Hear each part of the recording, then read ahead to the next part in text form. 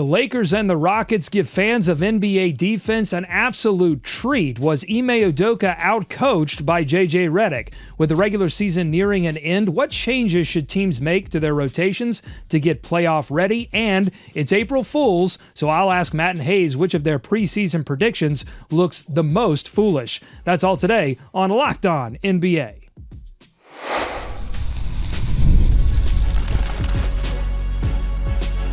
You are Locked On NBA, your daily NBA podcast. Part of the Locked On Podcast Network, your team every day.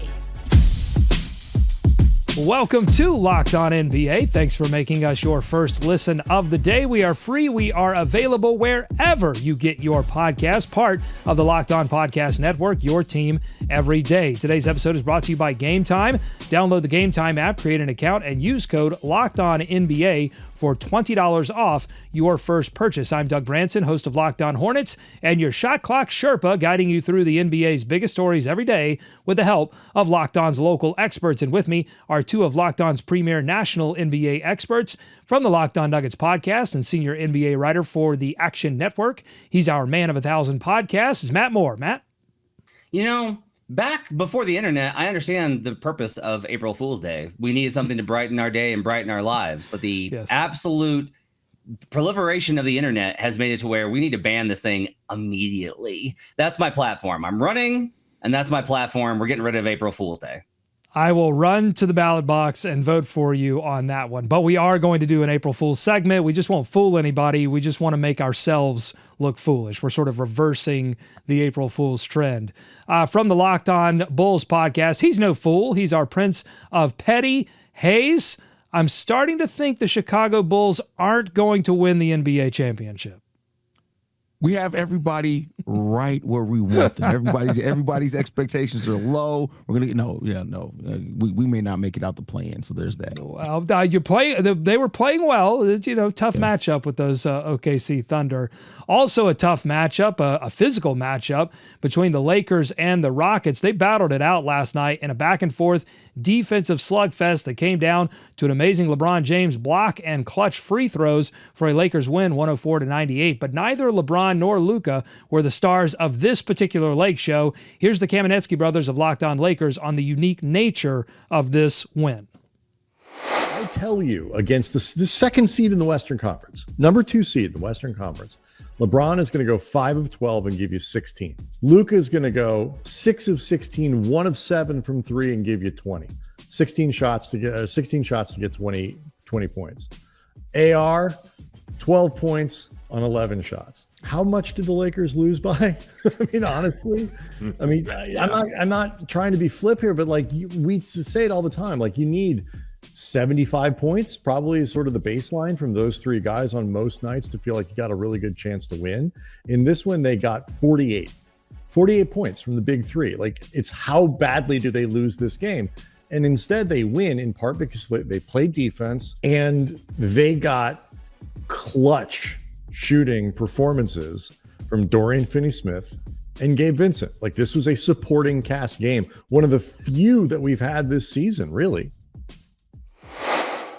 The Lakers now 1 game back of the Nuggets for the 3 seed and a few, 3.5 games back of the Houston Rockets, or 2.5 games back, of the Houston Rockets for the 2nd seed. How big of a win was this for LA, and what does it mean, Matt, that they get a win with Luka and LeBron both struggling from the field? It's a big win for the perspective of depending on what your priority is. If you are a Lakers fan, you want to stay out of the Thunder side of the bracket, then this was huge because this puts you in a very good position with the Rockets' remaining schedule for you to slide into either the 2 or the 3 seed. There's a good chance they get the 2 and they can have home court in the first 2 rounds of the playoffs. That could be absolutely massive.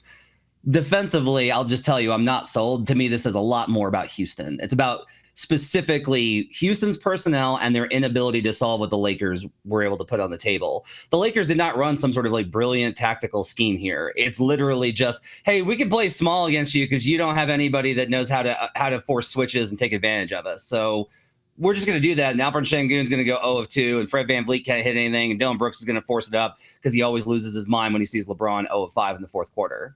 This is more about Houston to me. It's a great win for the Lakers. Gabe Vincent giving them this minutes, I think, is very, very, very big. But I am not sold on this small ball approach that they were able to pull out to get this win defensively. It's an important win for the Lakers for a lot of reasons, a lot of what Matt laid out. But I agree that this says more about the Houston Rockets and some of the concerns that we have for them going into the playoffs, which we've talked about. Like they're a really good young team, a really damn good young team, and I like them a lot. And when Amen Thompson's probably going to eventually be their best player, unless they make a trade for a guy, and all that's great. But they're a team that lacks something that you usually need to really go far in the playoffs, and that's somebody who can truly take over a series. I don't know if the Houston Rockets have that. And so what the Lakers did, it was fun. It was good to see. It was great to see X's and O's, a battle match back and forth to go back, because it did have a playoff atmosphere, which I really hate that phrase being used, but it's overused. But it did have close to one, and we'll see what happens. But I think this is an important win for the Lakers, and we'll see how tough they finish the season. By the way, if you're a playoff opponent and you're wondering what it's going to be like with this team in the playoffs, Tari Eason got a technical foul for celebrating to his bench, his own bench, not the Lakers bench. Got a tech for celebrating to his own bench. So get ready to learn watching the opponent shoot free throws, buddy. Who's the real no fun league, I think, is the question. So you have the Rockets. They have serious questions on the offensive end, and they've had some big swings this season. Lakers, some questions about their size defensively. They've had some big swings this season, even post-Luka trade. The Nuggets have questions defensively. Is it fair to say, like, if you're the OKC Thunder, are you a little bit more nervous about the bottom half of this Western Conference, Warriors, Wolves, Clippers, than you are top half? I mean, I think the Thunder have a healthy respect and fear for Luka in particular. And Luka with a Lakers whistle is going to be ungodly. But I do think if you look at it, I think Clippers, I think Wolves, I think those are the really dangerous. I think Warriors, I think those teams are really dangerous. Like, I think the Lakers are legit. Like, I do think that they're legit. They're going to have enough offense because of the firepower, and they can find ways, I think, defensively with what JJ Redick's got if he pushes the right buttons. I just didn't think in this game it was that, but I do think that OKC is miles ahead of everybody else defensively. Yeah, the gap between OKC defensively and everybody else is ridiculous. As a victim of it last night, well, my team was. I wasn't personally. The bottom half of the Western Conference is going to be fun. I think the Western Conference playing tournament as well is going to be a really interesting tournament to see who comes out of it. We'll talk more about one of those teams currently hanging on to that play-in spot, the Dallas Mavericks, later on in the show. But I want to get to the Houston Rockets side of this. This was also a big game for them. They're trying to hold on to the second seed in the West, and also trying to get the league, I think, to take them seriously as a contender. Let's hear from the Locked On Rockets podcast, who had a bold take off this loss. Got outcoached. Ultimately, one coach had his team more prepared than the other. And I think that coach was JJ Redick. JJ Redick was prepared for what the Rockets do best, whether that be offensive rebounding, winning the possession battle during the game, whether that be a zone, whether that be all triple big lineup. JJ Redick had answers for all of those things, and he put his players in a position to execute offensively against the zone, which was really, really clever of him. I think they schemed up perfect plays to get behind the zone, get cutters behind the zone, get LeBron James or Luka getting downhill in the middle of the zone to make plays out of those spots. The zone is all about moving the ball and making threes, and that's what the Los Angeles Lakers did tonight. You pay the double big lineup to protect the paint, and for offensive rebounding, the Rockets did not offensive rebound tonight. They did not. They did not get second chance points, and JJ Redick was prepared for that. Another decision of Ime Udoka's that they were critical of in that podcast was only playing Jalen Green 4 minutes and 43 seconds in the fourth quarter. Specifically, he didn't play in the final 4 minutes, very clutch minutes at the end. Haize, your thoughts on the job that Ime Udoka did as a coach in that game, and if it's a concern for the Rockets moving forward? I mean, Ime Udoka is such a good coach. I don't think it should be a concern moving forward. Like, you're not, every night's not going to be your night. JJ Redick did make adjustments and things last night, and JJ Redick coached a hell of a game. I think JJ is going to be a really good coach in the NBA. And sometimes you just don't have it. Like, players can have off nights, coaches can have off nights. I wouldn't necessarily say that he got out coached to the level that he said in that clip, but JJ just he made the right decisions down the stretch. and it's what won his team the game. Yeah, I don't remember ever having a coach criticized because players didn't grab offensive rebounds. That's a new one for me. I don't agree with that assessment. I think if there was a tactical thing here that you could really point to it, this is more about Alperen Şengün, man. If they're going to roll out there with Gabe Vincent, Austin Reeves, and Luka Doncic, and you can't find a way to attack inside, that's on you, buddy. Like, this is the problem with the Rockets not having that guy. And like, yeah, if Jalen Green was in the game, he's probably calling his own number. I don't think that works out great. But the bigger problem here is that, like, that's a situation where Alperen Şengün's got to step up. Like, he's got to be that guy that's able to dictate that. And if he's not, he's what I hate the baby Jokic nickname. I hate it. Their games are not similar. Şengün is way more similar to Domantas Sabonis. If Jokic is in that spot, he is forcing the double team and finding open cutters in order to get easy baskets. There is not going to be like the meltdown that occurred in this game. This, to me, was more about, okay, Ime doesn't trust Jalen Green, and Alperen Şengün can't get it done. Hope Amin Thompson can step up, because otherwise, who do you trust? Yeah, who do you trust? This is the problem that they're going to have in the playoffs. All right, we'll talk more about this as we approach those playoffs coming up on the Locked On NBA podcast. We've got this April Fool's segment coming up. I want to know what takes that Matt and Haize had in the preseason that they have had to change dramatically. Plus, speaking of changes, teams are going to consider lots of playoff changes to their rotation, to minutes, and I want to know from Matt and Haize which team should be considering changes sooner rather than later. That's coming up on Locked On NBA. Today's episode of Locked On NBA is brought to you by Monarch Money. Ever check your bank account and wonder, where did all my money go? Between dining out, online shopping, entertainment, it's easy to lose track. And that's where Monarch Money comes in. Your personal CFO giving you full visibility and control over your finances. Monarch Money isn't just a budgeting app, it's a complete financial command center. With all your accounts, investments, and spending in one place, you can go beyond just managing money and start actually building wealth. You might be surprised at how much you're spending on things like food delivery or streaming subscriptions. With Monarch, you'll see exactly where your money is going so that you can budget smarter and save more. Instead of juggling multiple apps, Monarch makes it easy to check your finances, track spending, and even plan for long-term goals all in one place. And if you're managing money with a partner, it's never been smoother. You can track shared and personal accounts, set goals together, and stay on the same page without all of the stress. Take control of your finances with Monarch Money. Use code LOCKEDONNBA at monarchmoney.com for 50% off your first year. That's monarchmoney.com, code LOCKEDONNBA for half off your first year. That's a great deal. More Locked On NBA ahead. Thanks for making Locked On NBA your first listen every single day. Your favorite NBA team has a free daily newsletter. Go to LockedOnDaily.com, subscribe, and stay up to date with local expert analysis. All right, we are finally out of the Ides of March. No more be-wearing NBA basketball, and into the final tune-up period before the postseason.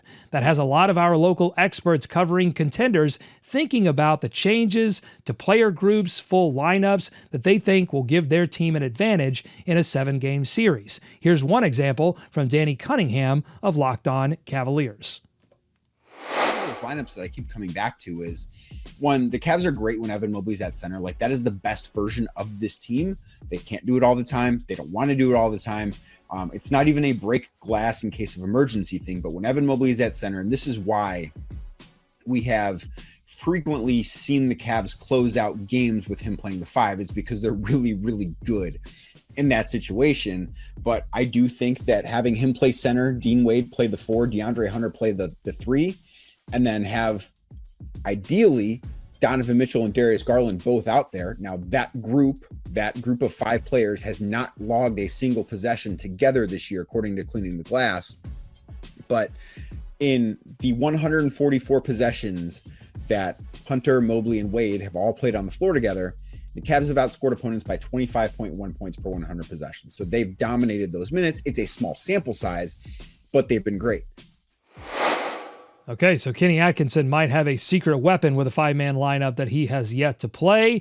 Matt, he mentions Dean Wade there, your patron saint of being awesome. So you can comment on the Cavs lineup, but I'd also like to know what player group, lineup, or other change would you recommend for a team gearing up for a series? Yeah, none of the data backs us up. I don't know what Danny's talking about. Like none of it that backs us up. Like they're better with Allen on the floor next to Mobley. Like they just are. Jared Allen's awesome. What are we doing here?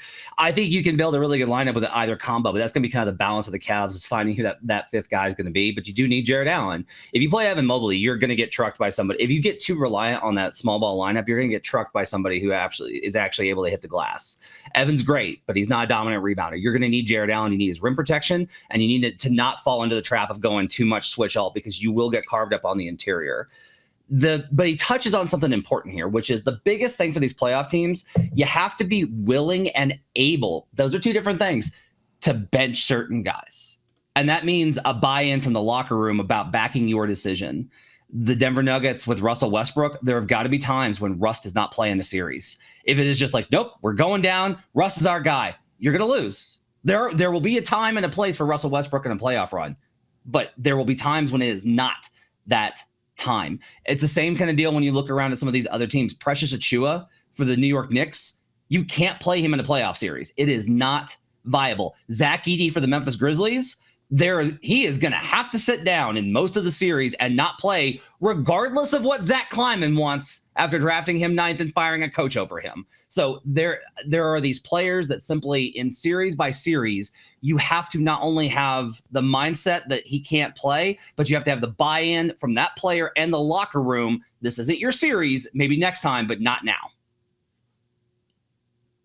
Step away from the mic, Matt. I think you just lit it on fire. Just step away there. It's a fire hazard. The Cleveland Cavaliers, they don't need to try to fix what's not broken. Like their lineup is best with their starters because that's what it's been all season. That's how it balances out. Jared Allen and Evan Mobley together are so elite defensively. On top of what Evan Mobley and how he's grown offensively this year, you just need to keep riding that out until the team forces you to do something different, which not many teams are in a place to force you to do something different in that case. One that I'm looking at for, not necessarily a playoff series, but a play-in, is that look out for Khalil Ware and Jaime Jaquez minutes together. Actually, I think that's something that the Miami Heat can really try to use to explore in their play-in matchups because I think it's going to be something that a lot of the other teams, other than the Orlando Magic, are going to have difficulty guarding in the play-in. I think it will work against the Bulls. I think it'll work against the Heat. Against the Hawks if need be. So that's something to look out for. And then I will agree with Matt. Zach Edey is probably going to be he's going to be the Josh Giddey of centers of last year in the OKC run. That's what is going to happen to Zach Edey. All right, one team that doesn't need many changes are the Boston Celtics, who are right now hitting a ton of shots. They've won 7 games in a row and are breaking franchise records. That franchise has been around a long time, so that's pretty incredible. Here's more from Locked On Celtics host John Karalis. Let's just bask in the glow of a 6-0 road trip and 9 wins in a row. 6-0 road trip has never been done by a Boston Celtics team. Never. Do you understand how hard it is with all of this Celtics history, with as good as these teams have been since the beginning? The stacked teams of the 60s, all of these runs in the 70s and 80s and Larry Bird and all, they've never, not once, gone 6-0 on a road trip. There are opportunities for these guys to give in to the excuses. And one of the things that I was hitting on earlier this season was how they were giving into the excuses. When there was a third game in 4 nights, they were losing that game. First game home after a road trip, they were losing that game. This is a special team, and I'm getting strong vibes from last year. I'm getting that from this group now. My apologies to John Karalis. I cheated the Celtics 2 wins, 9 in a row for the Celtics. We've talked about the proverbial switch. Could this team turn it on at some point? Haize, I'm going to let Matt stew a little bit more. Haize, I'm going to start with you. Have they flipped the switch? Should the Eastern Conference be more frightened right now by the prospect of playing the Celtics in the playoffs or the Cleveland Cavaliers, who still sit atop the East? they should still be more afraid of playing the Cleveland Cavaliers. Like, I get it. The Celtics have done it, and the Celtics are a great team. I don't know about flipping any switch, so to say. That's just my personal opinion. I don't want to knock what the Celtics have done. I want to come off here like a Celtics hater. And what John just laid out, maybe he was right all those times where he said that it was the best Celtics win of the season. Maybe that he's just added a lot of validity to that. So shout out to John Karalis there. But I still think the Cavs and their versatility offensively and defensively, I think they're better equipped as well to handle the Boston Celtics after the Hunter trade. I'll still say the Cavs. I think you still need to be more afraid of the Celtics. I'm going to veer here. Like, Haize is like, you should be more afraid of the Cavs, but this is really impressive. And I'm like, no, you should still be more afraid of the Celtics, but this is complete nonsense from John Karalis. You need to be scared of the Celtics because you have to beat math. You have to beat math, and nobody's proven that they can figure out how to take the math away. It's not about Jason Tatum. Sorry. It's not about Jaylen Brown. Sorry. It's not about Joe Mazzulla. No, it's just the math that they built. That's it. That's the only thing you got to figure out, and nobody's been able to figure out how to do it. But John, come on. Brooklyn twice, Utah, Portland, Sacramento, the ghost of Phoenix and Memphis after they fire their coach. What are we doing? Yeah, you know what? This is what shows that they've got the heart of a champion, the ability to beat the Brooklyn Nets twice. What are we doing? No, none of this matters. Because if they had gone 0 of 6 on this road trip, do you think John Karalis is counting them out? No. This is a cute run. It's adorable. It's more a product of how weak the league is right now with that stretch that they faced than it is about, and how rare it probably is that any team is scheduled for 6 home road games in a row. That's a long road trip. Than anything about the Celtics. You should be more afraid of Celtics because 3 is greater than 2. That is it. All right, let us know what you think on YouTube, youtube.com/@LockedOnNBA. Coming up, the Dallas Mavericks. They are getting healthier. They are getting prepared for the play-in. They have Anthony Davis back. But he's not really playing like Anthony Davis. We'll have Locked On Mavericks on to tell you more about that coming up. Today's episode of Locked On NBA is brought to you by Game Time. There's nothing like watching basketball live. The energy of the crowd, the sound of sneakers on the hardwood, and maybe even a celebrity sighting courtside. If you want to catch a game in person, Game Time makes getting tickets easier than ever. Game Time's new feature, Game Time Picks, filters out the fluff and shows you only the best deals on great seats so that you don't have to waste time scrolling through thousands of tickets. No more endless searching. Game Time Picks highlights the best seats at the best prices so that you can get straight to the fun of watching your favorite team without worrying about overpaying. Plus, with seat views before you buy, no surprise fees, and a lowest price guarantee, you can book with total confidence. Take the guesswork out of buying tickets with Game Time Picks. Download the Game Time app, create an account, and use code LOCKEDONNBA for $20 off your first purchase. Terms apply. Again, redeem code LOCKEDONNBA for $20 off. Download Game Time today. What time is it? Game time. Today's episode is also brought to you by Prize Picks. Baseball season is in full swing, and there's no better way to get in on the action than with Prize Picks, the best place for daily fantasy sports. Here's how it works. With Prize Picks, you just pick more or less on at least 2 player projections. If you're right, you can win up to 1,000 times your cash. Whether it's strikeouts, RBIs, or first inning runs, Prize Picks makes every game more exciting. This week, I'm locking in on Aaron Judge because he's not using those torpedo bats. He's got torpedoes for arms. So I'm locking him in for more than 1 home run and Shohei Ohtani for more than 1 stolen base. It's that easy. Setting up your lineup takes less than 60 seconds, and when you win, payouts are fast, safe, and secure. And don't miss Taco Tuesday. Prize Picks gives you discounts on select player projections for even more value. Hey, today's Tuesday. You can check it out today. Download the app today and use the code LOCKEDONNBA to get $50 instantly after you play your first $5 lineup. That's code LOCKEDONNBA for $50 instantly after you play your first $5 lineup. Prize Picks, run your game. More Locked On NBA ahead. Thanks again for making Locked On NBA your first listen every day. Make sure to check out Locked On NBA Game Time. They're recapping every game, every night, and it's on this feed. The Dallas Mavericks are getting healthier, and they're hanging tough in the West play-in race, but after a 113-109 loss to the Brooklyn Nets, there are concerns in the land of Locked On Mavericks, particularly when it comes to Anthony Davis. Take a listen. Laura's going to be asked of you, Anthony Davis, if you were going to be the star player to start, and I'm starting there. There's a bunch of other reasons they lost this game, but you start with the star player because he's the one, right? Yeah. For him to go 2 of 4 from the free throw line, I know they were doubling him. They weren't doubling him that much to me, and we did this with Luka. I'm going to do this with Anthony Davis too. I admire AD's commitment to return. I admire the fact that he wanted to come back and play for his guys. Like, I get all of that.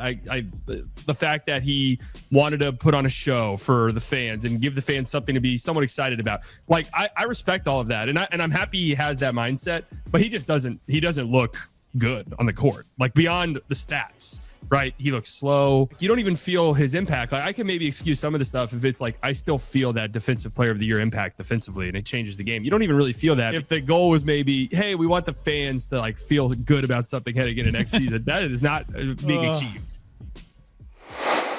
All right, Matt, what do you think? Are they being a little too harsh on AD coming off of an injury to play a few games at the end of the season? Should this final stretch have any impact on how the Mavericks as an organization move forward with Anthony Davis? I mean, this is who he is. Like Luka goes out there and he drops 39-9 pretty much every night. Like, that's just who he is. That's not AD. AD is, oh my God, what an incredible 40-point performance. He was so dominant defensively. Next game, fine, 18, 10. It's okay. I mean, he was a +7. They won his minutes yesterday. They got killed and all the other guys. I'm more impressed with the Nets, honestly, that like the Nets are playing for nothing. And Jordi Fernandez just continues to find ways to win when he's starting D'Angelo Russell, Keon Johnson, Nick Claxton, Zaire Williams, and Jalen Wilson. Like, really impressive job by him. But yeah, like, this is who AD is, man. This is why it's not going to work without Kyrie. Like, it's going to be rough next year because you need consistent production, and AD does not give you that. He never has. Yeah, it's going to be tough. Like, are they being a little tough on AD coming back from injury and wanting to finish out the season? Maybe a little bit, but it's still a valid criticism. Like, AD is he's a sometime-y star. Mm-hmm. I guess that's what we're going to call it. Sometime-y star. Sometimes he's going to look like an absolute star. Other times you're going to look at him and be like, what was that, AD? So, the Mavs got to go back to the drawing board and figure it out this season, this offseason. But, shout out to them for moving up. They're the 9th seed now in the Western Conference. Shout out to that. And, maybe they get a couple of good games from AD in the play, and you just never know what's going to happen. You mentioned the Nets and the job that Jordi Fernandez has done with that team this season. There have been some whispers around Giannis Antetokounmpo and their future pursuit of him. Do either of you feel like the Nets are in a position with the roster that they have now to do something like that and immediately contend, or is it too early to make that kind of move? I mean, I just think it's bad. You can't just do this over and over again where you try and jump into contention. Like, they've done this 4 times over the last 15 years. You can't just jump into contention. That's not how this works. You need to draft somebody, build around that guy, develop, add another guy. And then, like, in 2-3 years, you're in a Thunder spot where you're like, man, they got a lot of really good talent. And then maybe you can take a leap with your free agency advantages of being in Brooklyn. But they keep trying to skip the line, and you can't. The Lakers get to skip the line. You don't. You got to be more patient with this. Yeah, they don't need to go star hunting. It does make, to Matt's point, every time they've done it since the KG and Paul Pierce trade, it's bit them in the butt. Like, you don't want to do that. Like, everybody was surprised you didn't trade off more of your roster than what you did at the trade deadline. This is not the time where you need to try to now go hunting for a star, because it's not going to end nice for you. Have a nice young core first. Let the young core develop, and then at that point, if you need to add a star to it, great. But skipping the process does not really help teams as much as people think that it does. All right, so Matt and Haize think that a pursuit of Giannis by the Brooklyn Nets would be foolish. Today is, of course, April Fool's Day. I have no pranks up my sleeve, but I would like to know what takes or predictions that you had, Matt Haize, that you had at the beginning of this season that in retrospect, with the bright light of hindsight, now look foolish. Haize, we'll start with you. Mine actually involves your team, Doug. I had the Charlotte Hornets slated to win 42 games this season. Whoa! You should have cleared that with me. You should have had a conversation with me. I didn't know I could have talked you down off the ledge. But I judged that off of the last time LaMelo was healthy. I think you guys won 41 games. I think that the cast with Brendan Miller there is just better. But that was just me being hopeful. I want the Charlotte Hornets to be good. I love the Charlotte Hornets. I had a Charlotte Hornets starter jacket growing up. I want them to be good. But there you go. I will see your Charlotte Hornets, which was, I hope this good team could be 500. I had the Suns winning the most games in the league. I had the Suns winning the NBA championship. I had bets on all of them to do all these things. I still don't know what happened. I don't know what happened to Phoenix, but it's a good reminder. I could sit here and spout off the takes like I did in that second segment, but as a reminder, I'm wrong about so much all the time. The league is so hard to predict. The league is so hard to figure out. There's so many moving variables and things that you don't know. So the Suns to me are my biggest miss. My other one was I also had the Dallas Mavericks winning the division and winning 55 plus games and Luka Doncic winning MVP. I'm not going to blame myself for that one. No. That's on Nico Harrison. No, yeah, and on the Phoenix point, I wouldn't blame you for that one either, because I really haven't had, or I haven't seen any credible explanation for why it's not that it didn't work. It's that it has been almost apocalyptic at times, and I haven't had a really sufficient explanation as to why it all went wrong. And I think it just goes to show you. I mean, you can put these teams together, but they have to go play. They have to gel. Things all have to fall in a particular way for this stuff to work out, and sometimes it doesn't. My foolish take would be sort of the opposite of Haize's, is that I didn't believe in the Detroit Pistons. And I think for many years now, pundits have jumped on the Detroit bandwagon, and they've been the hot team to pick. Yeah. And they just, year after year, sometimes they underwhelm, and then last season they underwhelmed. And I wasn't ready to believe in the Detroit Pistons. And guess what? Cade Cunningham proved me foolish, and that's why I have him in my top 5 in my MVP listing. He's 5, but I've put him in the top 5 because he's been incredible. I think it's worth considering. That 5th MVP spot is tough. I did the straw poll for ESPN this week, and I mean, I spent about an hour working on who the 5th guy was. It's tough, man, trying to figure out Curry, Ant, Cade. There's a bunch of really good guys in there, but nobody perfect, so it doesn't make perfect sense. Also, Giannis may not win enough games or play enough games, so that's going to mess with the ballot too. But yeah, Cade's been absolutely incredible. I said the Pistons were going to be, I was all in on the Pistons. I was they're going to win 30 games, not more, but 30 games. I was somehow early and perfect on them being better than expected, and still way under. It's been incredible what JB Bickerstaff and Cade have done. All right. Let us know in the comments, what were your foolish preseason predictions that now you see differently. If you like what you heard today, subscribe to Locked On NBA wherever you get podcasts, including on YouTube. Thanks to Matt and Haize for their expertise. Thanks for making Locked On NBA your first listen every day. Enjoy tonight's action. Check out Locked On NBA Game Night for recaps on all these games. Be kind to each other, and we're going to see you right back here tomorrow on Locked On NBA. And also, be careful out there, folks. The internet on this day in particular, maybe every day, full of lies. We'll see you tomorrow. Come on, Karalis.